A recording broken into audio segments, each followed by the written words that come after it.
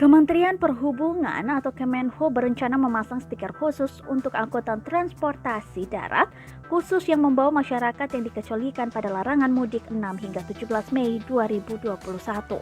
Direktur Angkutan Jalan Kemenhub Ahmad Yani menyebutkan stiker ini untuk angkutan mudik yang membawa pelaku perjalanan yang dikecualikan pada larangan mudik nanti.